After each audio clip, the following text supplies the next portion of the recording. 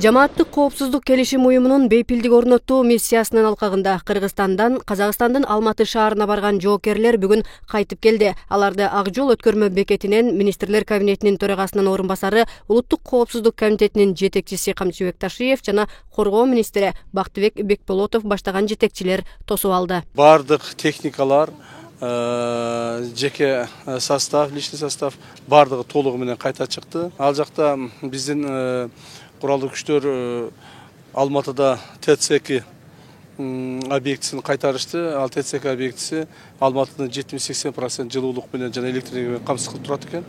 Эң чоң ошондой объект кайтарып турдук.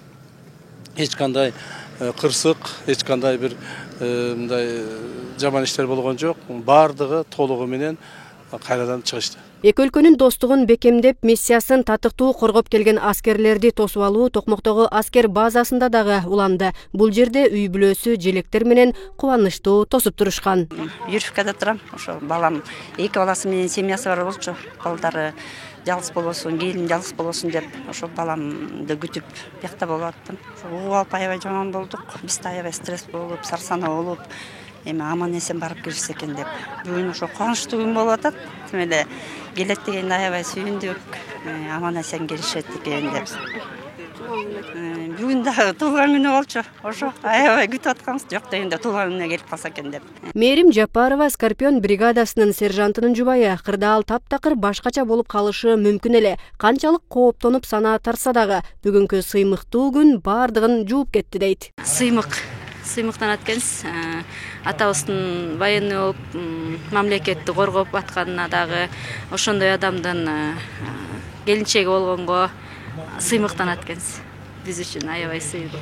Сержант Нурлан Дүшүмаматов брондолгон аскер унаасынын улуг айдоочусу Алматы шаарындагы тести коргоого катышып келди. Алардын барышын эң оболу тынчтыкты орноткондугу үчүн жергиликтүү эл кубануу менен кабыл алган. Ал жакта күч органдары жетишпей аткан экен да. Именно ошол стратегический объекттерди кайтарууда күч органдары жетишпей аткан экен. Биз барган кезде жоңгон өзүнүн жөнөкөй кароолдор болуп кызматчылар. Ошол адамдар бар экен.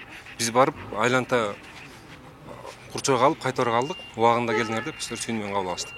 Казакстанга ЖККнын алкагында 2000ден ашуун аскер, 250 аскер техникасы жиберилген. Анын ичинде биздин өлкөдөн 150 жоокер, 8 зооттолгон техника, 11 аскердик унаа жөнөтүлгөн. Токаев адам өмүрүн алган куралдуу башаламандыкты мамлекеттик төңкөрүш аракети атап, аны чет өлкөлүк террорчулар уюштурду деп жарыялады. Азырынча тополоңдо канча жаран каза болгондугу ачыктала элек, деген менен өлкөдө азыр тынчтык орнуп, реформалар башталгандыгы маалым. Бүгүн коңшу өлкөнүн башчысы Касым-Жомарт Токаев президент Садыр Жапаровго чалып, аскерлердин тынчтык орнотууга кошкон салымына ыраазычылыгын билдирди.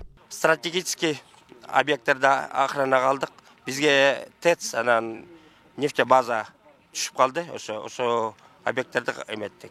Кол салуу эчтеке болгон жок. ТЭЦтин персоналы, Министерство обороны Казакстандыкы бүт баары биздин ишибизди жакшы баа берди. Казакстандагы башаламандыкка аскерлердин жиберилишине көпчүлүк жарандар албетте каршы болгон. Алардын коопсуздугун жана коңшу элке курал көтөрбөө максатында. Бирок ошондой болсо дагы бийлик чечкиндүү саясий кадамга барып, коңшу өлкөгө жардам иретинде тынчтык орнотууга салым кошсун деп жиберген 150 аскер тынчтык орнотуу миссиясын татыктуу аткарып бүгүн аман-соо мекенине кайтып келип отурат. Алардын бул кадамы эки өлкөнүн достугун мындан ары да бекемдеп, эки мамлекеттин бири-бирине болгон ишеничин бышыктады десек жаңылышпайбыз. Жылдыз Капарова, Темир Избасканов, 7 канал, Бишкек.